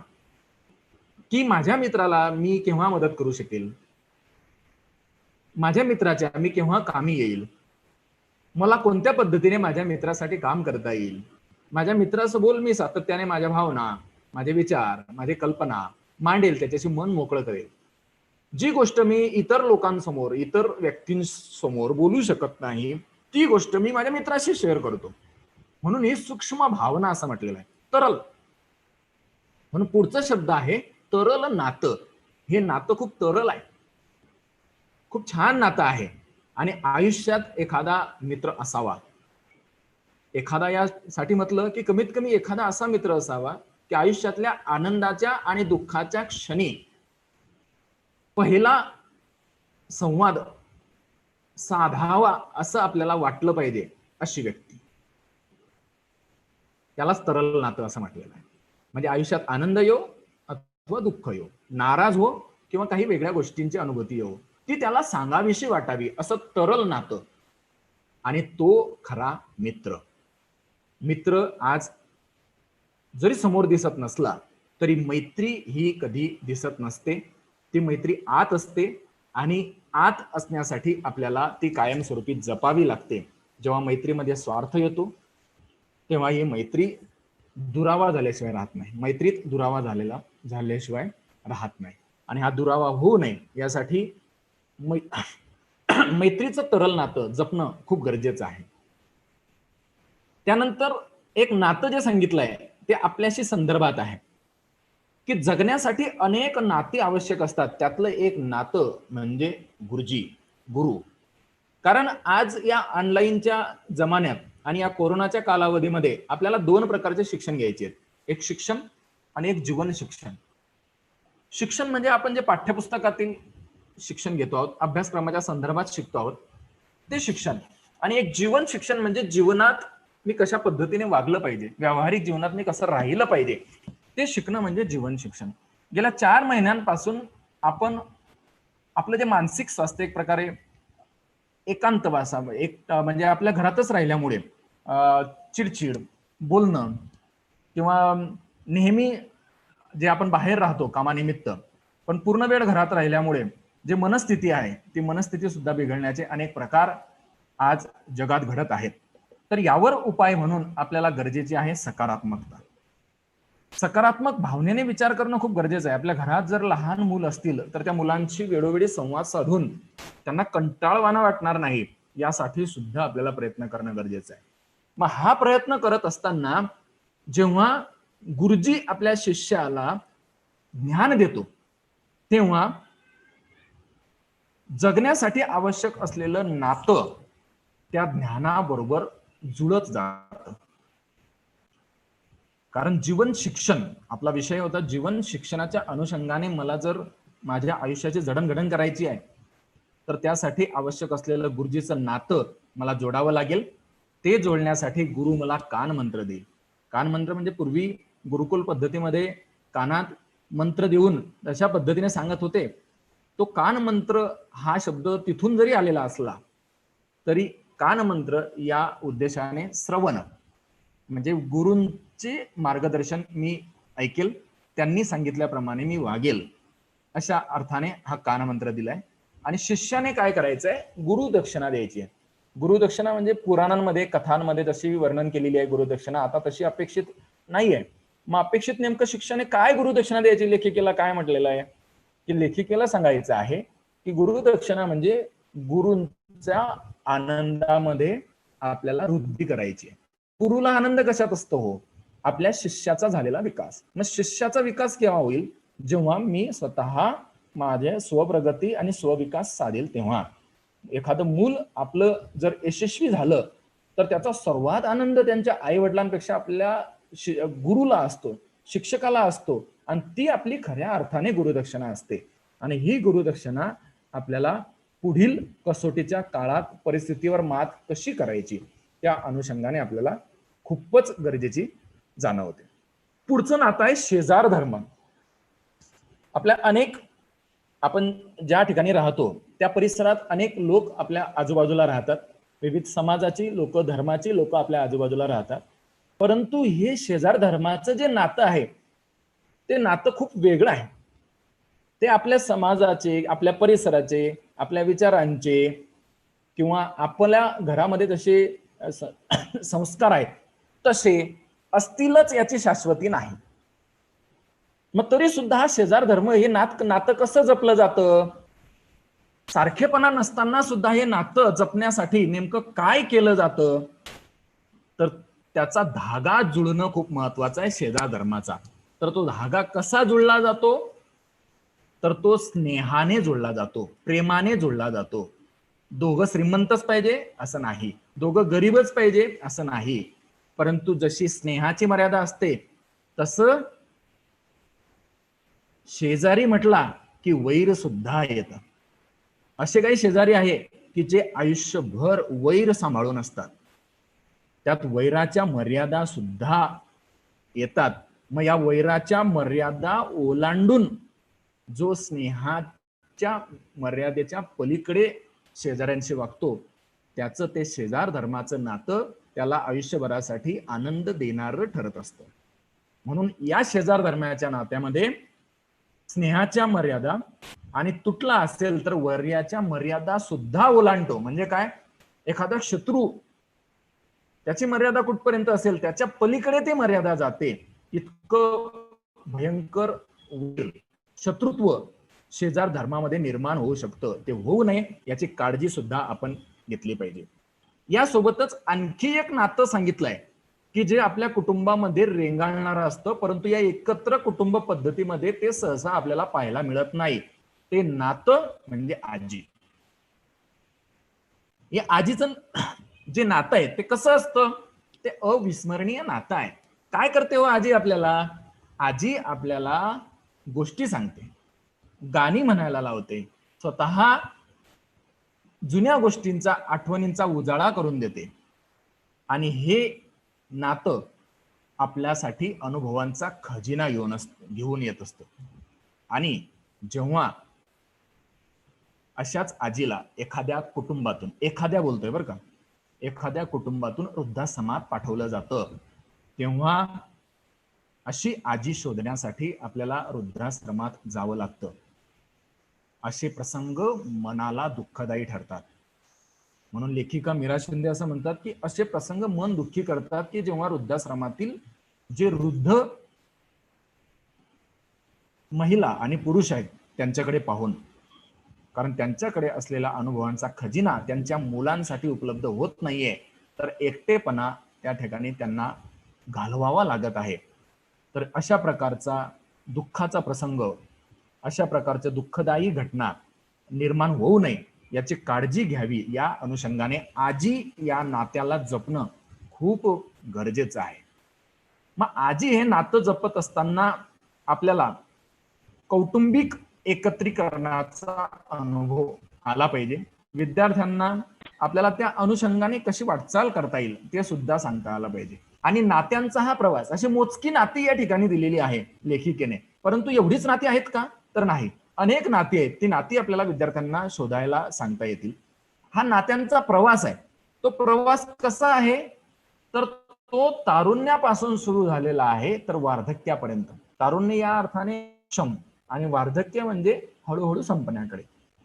तर तो प्रवास जेव्हा तारुण्याकडून वार्धक्याकडे जातो तेव्हा आपल्याला मागे वळून पाहावंच लागतं की आधी हा माझ्याशी कसा वागत होता आणि आता कसा वागत आहे, किंवा मी त्याच्याशी कसा वागत होतो आणि आता मी त्याच्याशी कसा वागत आहे. कारण एखाद्या वेळेस प्रगती झाली, उत्कर्ष झाला, तर जी नाती आहेत ते विसरण्याची काही जण विसरतात. काही जण, ठीक आहे, तो मानवी स्वभाव किंवा प्रवृत्ती असते, ती मान्य आहे, परंतु ही नाती विसरली जाऊ नये. कारण का, कारण आपण मुखवटे घालून जे जगामध्ये फिरत असतो तो मुखवटा बाजूला काढणं खूप गरजेचं आहे. आणि हा मुखवटा का येतो, अहंकारामुळे. जेव्हा आपल्या मनात अहंकार येतो, मान अपमान प्रतिष्ठा आपली जोपासण्यासाठी आपण प्रयत्न करतो, तेव्हा ही नाती तुटत जातात. वार्धक्य का म्हटलंय, म्हणजे ती माझी नाती म्हातारी होत जातात. तारुण्य म्हणजे सक्षम आणि म्हातारी म्हणजे ती कमी कमी होत जातात. तर ती कमी होऊ नये, ती सक्षम राहावी, या अनुषंगाने मला माझा मुखवटा, माझा अहंकार दूर करावा लागेल. ठीक आहे, एखाद्या क्षेत्रामध्ये मी प्रगती केली तर माझ्यासोबत असलेली जी नाती आहे, मग ते आई वडील असो का माझे मित्र परिवार असो, त्यांना विसरणं योग्य नाही, त्यांना दुर्लक्षित करणं योग्य नाही. तर जेव्हा आपली गरज त्यांना भासेल तेव्हा माझं नातं त्यांच्या कामात कसं येईल त्यासाठी अशी नाती असणं गरजेचं आहे. म्हणून जे मुखवटे आपण धारण करतो अहंकाराची, ते सोडून आपल्याला निकोपपणे ती मैत्री जपता आली पाहिजे. कोणत्याच प्रकारचा स्वार्थ न जाणवता. आणि निसर्गाचा नियम आहे की जो जन्माला आला तो मरण पावणार. म्हणजे नातं हे काही आयुष्यभर एखादं नातं टिकत नाही, त्याचं कारण जन्म आणि मरण हा निसर्गाचा नियम आहे. त्यामुळे एखादा आयुष्याचा उंबरठा ओलांडून किंवा जीवन संपेल आणि त्याचा काळ त्याला त्या ठिकाणी घेऊन जाईल, तेव्हा आपलं ते नातं संपलं पाहिजे. तिथपर्यंत आपलं ते कायमस्वरूपी हृदयाच्या कप्प्यात राहावं, त्यासाठीच आपल्याला हा निसर्गाचा नियम, आपल्याला यातून आपण कोणीच सुटलेलं नाही. म्हणून या ठिकाणी शब्द खूप सुंदर वापरला, पिकलं पान. पिकलं पान गळून पडतं, तसं जन्मापासून सुरू झालेला नात्यांचा प्रवास हा निर्णायक उंबरठ्यावर केव्हा येऊन ठेपतो हे सांगता येत नाही. आणि या नात्यांचं जर वर्णन करायचं म्हटलं तर त्या नात्यांचं वर्णन करण्यासाठी शब्दांचं क्षितिजच काय, क्षितिज म्हणजे ज्या ठिकाणी आभाळ आपल्याला टेकलेलं वाटतं, त्या शब्दांचं क्षितिजच काय, तर आभाळ सुद्धा अपुरं पडेल अशी नाती कायमस्वरूपी आपल्या आयुष्यात येतात की ज्यांचं वर्णन आपण करू शकत नाही, अवर्णनीय असतात. आणि या नात्यांना आपल्याला जपणं खूप गरजेचं आहे. ही नात्यांची वीण घट्ट करून ठेवणं खूप महत्वाचं आहे. म्हणून नात्यांची घट्ट वीण आपण कशी केली पाहिजे या अनुषंगाने हा पाठ आपल्याला पुढे नेणारा आहे, भविष्याच्या दृष्टिकोनातून वाटचाल करणारा आहे. वाटचाल कशी करावी यासाठी तो जपणारा आहे. आता हा पाठ हे झालं पाठाचं विश्लेषण, विभाजन, पृथक्करण झालं. मग आता एकदा पाठाचं विश्लेषण, पृथक्करण आणि विभाजन झाल्यानंतर तो पाठ मला अध्ययन करून आणायचा आहे. अध्यापन हा शब्द नाही वापरत आहे मी, अध्ययन करून आणायचं. मग विद्यार्थ्यांना कशा प्रकारे अध्ययन करता येईल, तर या पाठासाठी काही नियोजित तासिका आहेत. त्या तासिकांच्या अनुषंगाने मी तो पाठ त्यांच्या समोर नेला पाहिजे. तर उदाहरणादाखल आपण एकूण 6 तासिका या पाठाला लागतील असं आपण अपेक्षित धरूया. कमी जास्त आपण करू शकतो. तर 6 तासिकांमध्ये पहिल्या तासिकेला मी काय करणार, मी या पाठाचं प्रकट वाचन करणार आणि मुख्य मुद्दे विद्यार्थ्यांना शोधायला लावणार. मग कोणते मुख्य मुद्दे आहे जे आपण आधी पाहिले, म्हणून आधी मी त्याचं विश्लेषण केलं. कोणते मुख्य मुद्दे, सहवासाबरोबर जन्माबरोबर येणारी नाती, परकीय नाती, स्वकीय परकीय नाती, आई वडील, कोणाकोणाचे नाते आले, कोणते मुख्य मुद्दे वाटतात तुम्हाला ते शोधा. कारण अशा प्रकारचे मुद्दे थोडी दिले आहेत पाठात, मग ती शोधायची. आवाज गेला सर. आवाज गेला होता, आता आलाय आवाज. आला का? हा, करू सुरुवात. हा हा, मुख्य मुद्दे शोधायला लावणे. अशा पद्धतीने पहिल्या तासिकेला आपल्याला प्रकट वाचन आणि मुख्य मुद्दे शोधणे हाच विचार करायचा आहे. दुसऱ्या तासिकेला काय करणार, चर्चा करायला लावायची आणि अधिक आकलनासाठी प्रश्न तयार करायला लावायचे किंवा त्यांच्या मनात आलेले प्रश्न त्या ठिकाणी त्यांना टिपून ठेवायला लावायचे. आशय कोणता आहे पाठाचा, शब्द तुम्हाला कोणते अपरिचित वाटत आहेत, कोणती घटना सांगितली आहे यामध्ये, या पाठामध्ये किती घटना आहेत, कोणाच्या संदर्भात घडलेल्या आहेत. मी जे म्हटलं ते विषय, चित्र, पात्र आणि घटना च्या 4च्या संदर्भात आणि संदर्भ शोधायला लावणे.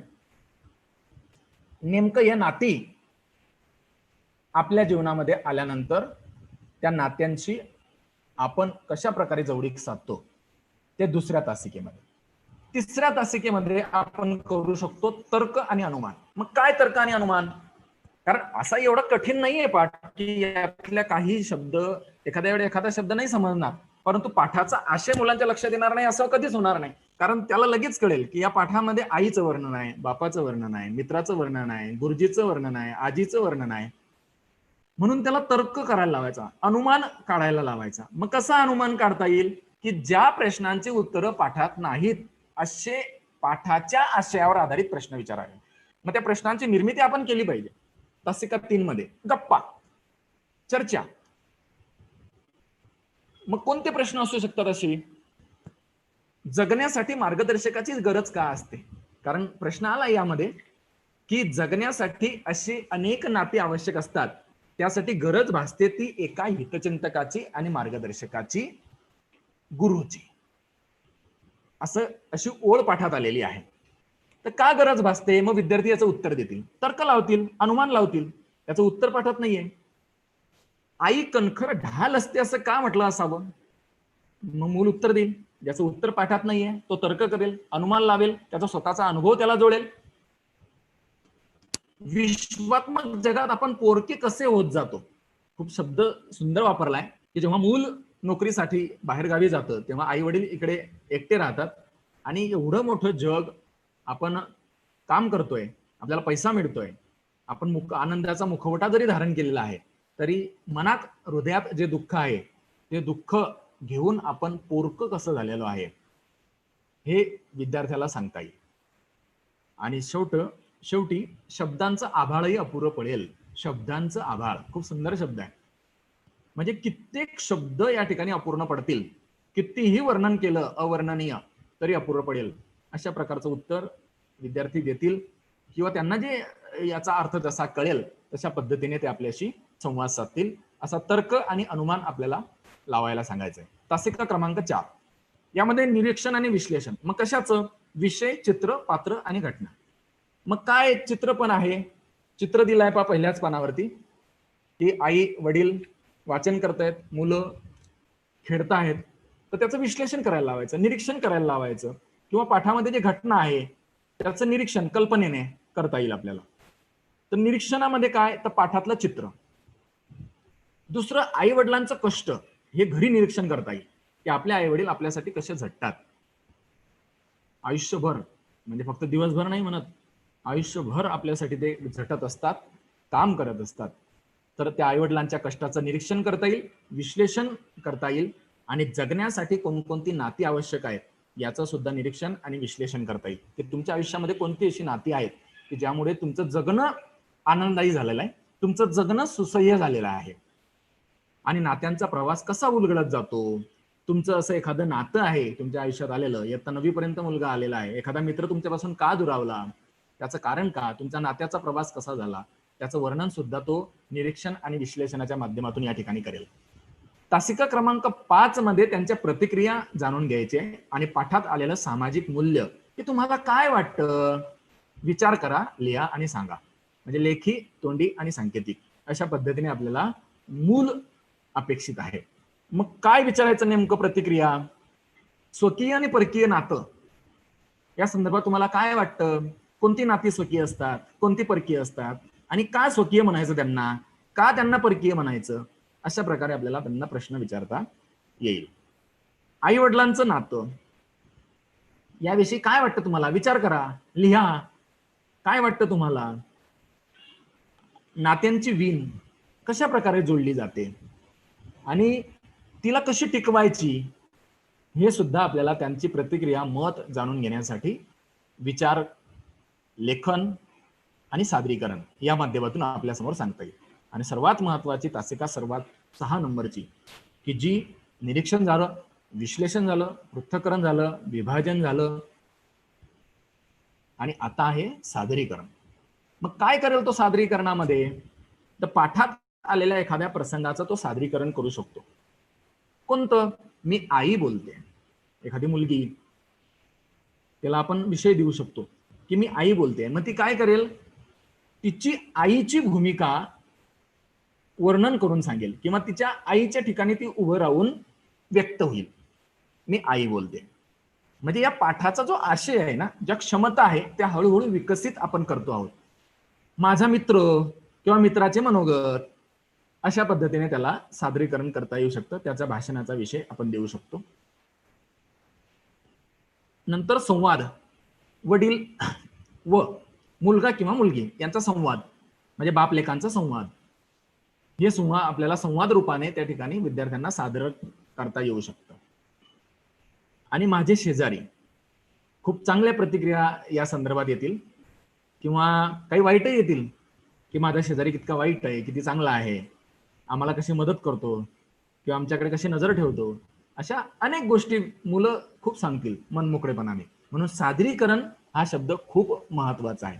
अशा पद्धतीने एकूण 6 तासिकांमध्ये हा पाठ हळूहळू उलगडत जातोय, हळूहळू मुलांमध्ये रुजत जातोय. मग हा पाठ जेव्हा रुजवला तेव्हा या क्षमता क्षेत्रांच्या आधारे आपोआप अनेक कृती झाल्या. आपोआप विचार डोक्यात न ठेवता आपोआप कोणत्या कृती झाल्या अशा प्रकारचं अध्ययन झाल्यामुळे श्रवण, मुलांनी पाठ ऐकला, वाचन, मूक वाचन आणि प्रकट वाचनामध्ये वाचन झालं, लेखन, नात्या संदर्भात त्याला लेखन करायला लावलं, भाषण संवाद, संवादाचं सादरीकरण लावलं, आई बोलतेय, मित्राचं मनोगत, शेजाऱ्यांचं मनोगत, बाप मुलांचा संवाद, हे झालं भाषण संभाषण. अध्ययन कौशल्य म्हणजे स्वतः या पाठाच्या संदर्भात तो काय आणखी संदर्भ साहित्य मिळवू शकतो, कोणकोणती नाती असतात, आईचं महत्व, आईच्या संदर्भात असलेली काव्य, लेखन, याचं तो सोशल मीडियावर माहिती मागवू शकतो, व्हिडिओ ऑडिओ पाहू शकतो. एखादा शब्द नाही कळला असेल तर शब्दकोश, विश्वकोश कसा शोधायचा, त्या शब्दाच्या मुळापर्यंत कसं जायचं, म्हणजे व्युत्पत्ती कोश, यासाठी अध्ययन कौशल्याला महत्व आहे. भाषा सौंदर्य, वाक्प्रचार, अपरिचित शब्दाचे अर्थ आपण पाहू शकतो. भाषा सौंदर्याच्या संदर्भात खूप छान छान शब्द या ठिकाणी आलेले आहेत. अनेक प्रतिमा, प्रतीक, रूपक, अलंकार खूप छान पद्धतीने वापरले. त्यामुळे हा जो संवाद आहे तो भाषा सौंदर्याच्या दृष्टीने सुद्धा खूप आस्वाददायी झालेला आहे, खूप आनंददायी झालेला आहे. तो आपोआप आपण अशा पद्धतीने अध्ययन केलं तर होईल. मी विद्यार्थ्याला स्वमत मांडण्यासाठी प्रेरित केलं, त्याची अभिव्यक्ती व्यक्त करण्यासाठी त्याला प्रवृत्त केलं, संवाद साधला, प्रसंग लेखन करण्यासाठी त्याला मदत केली, डिजिटल म्हणजे ऑनलाईन काही ऑडिओ व्हिडिओ पाहण्यासाठी तो प्रवृत्त झाला, आणि ज्ञान रचनावाद म्हणजे तो सहज त्याने ज्ञानाची रचना केली आणि ही सगळी माहिती त्याला आली. कारण नातं नसेल, कोणतंच नातं नसेल असं एकही पाल्य आपल्याकडे नसेल, म्हणून कोणत्या ना कोणत्या नात्याच्या माध्यमातून नात्यांची घट्ट वीण कशी असते तो त्या ठिकाणी जाणवू शकतो. म्हणून ज्ञान रचना वाद. आता सर्वात महत्वाचा विषय आहे की अध्यापन, अध्ययनानंतर येतं मूल्यमापन. मग आता मूल्यमापन कसं अपेक्षित आहे आता, कारण हा विषय मला मागच्या पाठात सुद्धा बोलायचा होता, परंतु मूल्यमापनाच्या संदर्भात जेव्हा आपण बोलतो तेव्हा मूल्यमापन ही संकल्पना जी आहे ती खूप जाणून घेणं खूप गरजेचं आहे. आणि मी आत्ता जे मूल्यमापन करतो आहे ते कशा पद्धतीने करतो आहे ते पण शिक्षक म्हणून मला जाणून घेणं खूप गरजेचं आहे.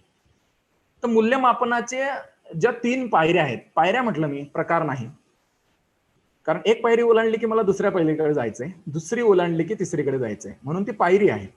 प्रगतीचे टप्पे आहेत. मग कोणकोणते आहे ते प्रगतीचे टप्पे ते आपण जाणून घेऊ, कारण शिक्षक म्हणून आपल्याला ते खूप जाणणं खूप गरजेचं आहे. शिकण्याचे मूल्यमापन प्रत्येक खूप महत्वाचं आहे. मूल जे शिकतं त्या शिकण्याचं मूल्यमापन करण्यासाठी जे मूल्यमापन केलं जातं त्याला म्हणतात शिकण्याचे मूल्यमापन. मग आपण कशाच्या माध्यमातून करतोय? विविध प्रकारच्या चाचण्या, त्या पायाभूत, संकलित, घटक चाचणी, 6माही, वार्षिक, कारण 1ली ते 8वी साठी आलं, नंतर 9वी 10वी साठी 6माही, वार्षिक, अशा प्रकारच्या विविध चाचण्या घेऊन शिकण्याचे मूल्यमापन, शिकला आहे का नाही ते पडताळून पाहण्यासाठी. दुसरी मूल्यमापनाची पायरी आहे शिकण्यासाठी मूल्यमापन. साठी हा प्रत्यय महत्वाचा आहे. मग हे मूल्यमापन मी करतो का? होय, करतो. मग कशा पद्धतीने मी करतो की माझं मूल शिकावं यासाठी मूल्यमापन, अध्ययनासाठी नाही सांगत आहे बरं का, अध्ययन तर आपलं आधी झालं. शिकण्यासाठी मूल्यमापन म्हणजे मूल्यमापन हा विषय असा नाही की सोमवार ते शनिवार अध्ययन झालं आणि रविवारी मूल्यमापन नाही. मूल्यमापन हा एक अध्ययनाचा भाग बनावा, अध्ययन करता करता मूल्यमापन व्हावं, म्हणून शिकण्यासाठी मूल्यमापन, तो शिकावा यासाठी मूल्यमापन. मग करतो का मी? हो, करतो. 2009 पासून सातत्यपूर्ण सर्वंकष मूल्यमापन ही पद्धती आली आहे म्हणून करतो. परंतु मला आता जायचं आहे पुढच्या पायरीकडे, स्वतःच्या शिकण्याच्या प्रक्रियेचे स्वतःच केलेले मूल्यमापन. म्हणजे मी अध्ययन करतोय, मी अध्ययन करताय, मी स्वतः शिकतोय आणि मी शिकता शिकता माझं मूल्यमापन करतो आहे. मग यासाठी मला काय करावं लागेल? यासाठी शिक्षक म्हणून माझी भूमिका आहे की मला माझ्या मुलाला शिकण्याची आणि मूल्यमापनाची संधी द्यावी लागेल. माझं मूल शिकते आहे म्हणून मी त्याचं शिकण्याचं मूल्यमापन केलं.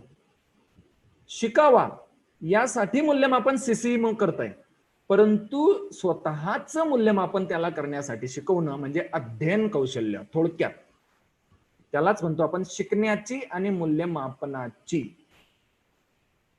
संधी विद्यार्थ्याला उपलब्ध करून देणे. मग ही संधी कशी उपलब्ध करून देता येईल? ती आपल्याला विद्यार्थ्यांचं स्वमत आणि अभिव्यक्ती या अनुषंगाने आपल्याला उपलब्ध करून देता येईल. मग अनेक वेळा हे शब्द वापरले जातात की स्वमत म्हणजे काय, अभिव्यक्ती म्हणजे काय. स्वमत म्हणजे स्वतःचं मांडलेलं मत, अभिव्यक्ती म्हणजे सुद्धा त्यामध्ये मत. मग नेमकं दोन शब्द हे वरवर जरी सारखे वाटत असले तरी यामध्ये सूक्ष्म असा भेद आहे. मग काय आहे नेमका भेद? नेमकं या दोन शब्दामध्ये कोणतं अंतर आहे? या दोन शब्दांचे प्रश्न निर्माण झाल्यानंतर त्यांची उत्तरे लिहिताना त्यामध्ये कोणता बदल केला पाहिजे हे शिक्षक म्हणून आपल्याला आधी माहिती असणं खूप गरजेचं आहे. म्हणून स्वमत म्हणजे काय ते आपल्याला जाणून घेणं खूप गरजेचं आहे. स्वमत म्हणजे स्वतःच्या विचारांची स्वतंत्रपणे स्वतःच्या शब्दात केलेली प्रभावी मांडणी. तीन शब्द महत्वाचे. एक, स्वतःचे विचार. दुसरं, स्वतंत्र विचार. आणि तिसरं, शब्दातील प्रभावी मांडणी. याला म्हणतात स्वमत. पुन्हा एकदा सांगतो, स्वतःच्या विचारांची स्वतःच्या शब्दात प्रभावीपणे केलेली मांडणी म्हणजे स्वमत. आणि मग अभिव्यक्ती म्हणजे काय? तर स्वमतासह, हे सर्वात महत्वाचं आहे की अभिव्यक्तीमध्ये स्वमत येतं. स्वानुभवाच्या बळावर विचार, संवेदना आणि भावना व्यक्त करणे म्हणजे अभिव्यक्ती. म्हणजे याचा अर्थ अभिव्यक्तीमध्ये. पाटील सर, फक्त आपल्याला 10 ते 15 मिनिटं राहिली का? बरं, सॉरी डिस्टर्ब केलं. हे तुमचे सगळे मुद्दे व्हावेत म्हणून फक्त. हा ठीक आहे, ओके. आटपतं घेतो. स्वमतासह स्वानुभवाच्या बळावर विचार, संवेदना आणि भावना या व्यक्त व्हाव्या यासाठी अभिव्यक्ती. नंतर पाठ विचारांना स्वतःच्या विचारांची जोड देणे हे स्वमतात अपेक्षित असते. बाहेरचे जे अनुभव आहेत त्यामध्ये येत नाही. आणि अभिव्यक्तीमध्ये अनुभवयुक्त मत येतं. स्वमतामध्ये वाचन, निरीक्षण, आकलन, स्पष्टीकरण असतं. मग तुम्ही म्हणा अभिव्यक्तीमध्ये नसतं का? हो असतं, कारण मी आधीच बोललो अभिव्यक्तीमध्ये स्वमत सुद्धा असतं. म्हणून स्वानुभव, चिकित्सक विचार, कल्पना, भावना यांचा समावेश असतो. कारण मला जर एखाद्या घटनेची अभिव्यक्ती मांडायची आहे तर त्यामध्ये स्वमत सुद्धा येतं आणि ती अभिव्यक्ती मला मांडता येते कल्पनेच्या आधारे, भावनेच्या आधारे, विचारांच्या आधारे. कारण प्रत्येक घटनेचा, प्रसंगाचा अनुभव मांडणं शक्य नसतं. म्हणून विचारांच्या आधारे, संकल्पनेच्या आधारे, भावनांच्या आधारे ते मांडता येतं. उदाहरण दिलंय, समयी हे सामर्थ्याचं प्रतीक आहे या विधानाबाबत तुमचे मत स्पष्ट करा. म्हणजे त्या पाठाच्या अनुषंगाने त्याचं स्वमत तो मांडेल. त्यामध्ये अनुभव त्याचे मांडणार नाही की मला समयी कुठे दिसली, काय दिसली, नाही. त्या समयीच्या सामर्थ्याचं प्रतीक काय त्याच्याबद्दल तो त्याचं मत व्यक्त करेल. आणि अभिव्यक्तीचं एक उदाहरण पाहू आपण की मानवी जीवनातील निष्ठा, भक्ती व प्रयत्न यांचं महत्व तुमच्या शब्दात सांगा. पाठाशी निगडीत असलेला हा प्रश्न, परंतु पाठाच्या संदर्भातील आशय मांडत जरी असलो आपण तरी पाठातलं ते मत नाही मांडायचंय. आपला अनुभव, विचार, संवेदना, भावना, कल्पना, चिकित्सक विचार यामध्ये व्यक्त करायचंय. म्हणून या दोन्हीमध्ये ज्या गोष्टी येतात त्या येतात. प्रभावी मांडणी दोघांमध्ये आली पाहिजे. आता सारखेपणा सांगतोय. भाषा कौशल्य दोघांमध्ये आलं पाहिजे. मतभिन्नता येते कारण प्रत्येक मुलाचं स्वमत सारखं नसेल, प्रत्येक मुलाची अभिव्यक्ती सारखी नसेल. विश्लेषण येईल आणि व्यक्ती सापेक्ष हे स्वमत आणि अभिव्यक्ती असतं. सर्वात महत्वाचं वाक्य की स्वमतात अभिव्यक्ती नसते परंतु अभिव्यक्तीत मात्र स्वमत असतं. हे खूप जाणून घेणं खूप गरजेचं आहे. आता आपलं जे अध्ययन झालं त्या अध्ययनाची निष्पत्ती आपण पाहू. एक की मुलांपर्यंत मी भाषेचा अनुभव, आता यावर खूप काही बोलता येईल पण आपल्याकडे वेळ कमी आहे, समजून घ्या. शब्दाच्या अनुषंगाने आपल्याला विचार करता येईल. भाषा अनुभव मी विद्यार्थ्याला देतोय. भाषेचा अनुभव मी मागच्या तासिकेला सांगितलोय की भाषेचा अनुभव काय. वैचारिक संधी मी उपलब्ध करून देतोय या पाठाच्या अनुषंगाने जर अशा पद्धतीने पाठ घेतले तर. आणि अभिव्यक्ती मांडण्यासाठी मी त्याला स्वातंत्र्य देतोय. भाषा शिक्षकाची अनुभूती, मला कोणती अनुभूती यायला पाहिजे तर भाषा सौंदर्याची अनुभूती मला आली पाहिजे आणि मी विद्यार्थ्याला दिली पाहिजे. दुसरं, समजवण्यापेक्षा शिकवण्याची अनुभूती आली पाहिजे. म्हणजे फक्त पाठातील कठीण शब्दांचे, कठीण म्हणण्यापेक्षा अपरिचित शब्दांचे अर्थ सांगावे हे अपेक्षित आहे. तो पाठ रुजावा, शिकवावा यासाठी, आणि स्वानंदाची अनुभूती, मला खरंच आनंद वाटला पाहिजे असं अध्ययन पाठाचं झालं पाहिजे हे अपेक्षित आहे. आनंद केव्हा वाटतो? जेव्हा माझ्या मनातल्या भावना मी अतिशय मनमोकळेपणे मांडू शकतो, विचार व्यक्त करू शकतो आणि माझे विचार समोरच्यापर्यंत पोहोचू शकतो, तेव्हा खूप आनंद वाटतो. अशाच प्रकारचे विचार आज सकाळी आमच्याकडे भुसावळला द्वारकाई व्याख्यानमाला होती, त्या व्याख्यानमालेत माझं व्याख्यान आज सकाळी झालं. त्यामुळे थोडासा आवाजात पण आपल्याला बदल वाटला असेल. की शाळा आली घरात या विषयावर त्या ठिकाणी मी व्याख्यान दिलं, तर त्यावर सुद्धा अशाच पद्धतीने मी व्यक्त झालो की आपण आलेला बदल आपल्याला स्वीकारायचा आहे आणि जे नवीन आलं ते समजून घेतलं की आपल्याला सारं काही सोपं होतं आणि या सोपं होण्यासाठी आपल्याला सगळ्यांना वाटचाल करायची आहे. अतिशय आपल्या वेळेची मर्यादा आहे, वेळेची मर्यादा समजून घेऊन मी माझं जे मनोगत आहे ते थांबवत आहे. या संवादासाठी मला माय मराठी महाराष्ट्र समूहाने जी संधी दिली त्यांचं पुन्हा एकदा अगदी मनापासून या ठिकाणी मी धन्यवाद मानतो आणि ही संधी दिली त्याबद्दल त्यांच्या कायमस्वरूपी मी ऋणात राहू इच्छितो. माय मराठी. धन्यवाद. धन्यवाद सर. डॉक्टर निलिमा गुंडी मॅडम, आपलं या ठिकाणी अगदी मनापासून स्वागत करतो. मॅडमशी संवाद साधण्याचा जवळजवळ 3 ते 4 वेळेस योग आला आणि आज प्रत्यक्ष लेखिका ज्या 10वीच्या पाठामध्ये ज्यांचा बोलतो मराठी हा पाठ आहे त्या पाठाच्या लेखिका आज आपल्यामध्ये आलाय, तर तो खरंच आपल्यासाठी एक आनंदाचा क्षण आहे. आणि या क्षणाची अनुभूती आज मी स्वतः घेत आहे की एक शिक्षक आणि लेखक यांचं जे नातं आहे, कारण हे पण नात्यांची घट्ट विण आहे, कारण मला लेखकाला विसरून नाही चालणार. तर पाठ अध्ययन करताना लेखक आणि शिक्षक यांचं जे नातं आहे ते विद्यार्थ्यांपर्यंत कसं आपल्याला नेता येईल त्या अनुषंगाने सुद्धा लेखक जेव्हा बोलतो तेव्हा खूप आनंद येतो आणि तो आनंद आम्ही गेल्या महिन्यात खूप चांगल्या पद्धतीने अनुभवला 10वी आणि 12वीच्या संदर्भात. गुंडी मॅडम धन्यवाद. आता जर असतील तिथे गुंडी मॅडम उपस्थित असतील तर त्यांच्या प्रतिक्रिया घ्या मॅडम. बहुतेक असतील. हा चालेल, काय हरकत नाही. निलिमाताई तुम्ही प्रतिक्रिया नोंदवा तुमची. बोलू ऐकू येत आहे? हा बोला. आता मी शेवटी थोडा वेळ आलेले होते आणि त्यात मूल्यमापन प्रक्रिया आहे 3 पदरी, ती मला अतिशय आवडली. आणि कारण काय आहे, शिकवणं ही जी सगळी अनुभूती आहे ती मुलांपर्यंत किती पोहोचली, म्हणजे 20 गलटी होता कामा नये त्यामध्ये, ते फार महत्वाचं आहे. आणि त्या दृष्टीनं ती जी मूल्यमापनाची प्रक्रिया खूप खुलासेवार आणि बारकाईनं त्यात आलेली आहे ती मला अतिशय आवडली. तुम्ही सगळे शिक्षक खूप छान काम करत आहात. तुम्हाला खूप खूप शुभेच्छा आणि धन्यवाद. नमस्कार.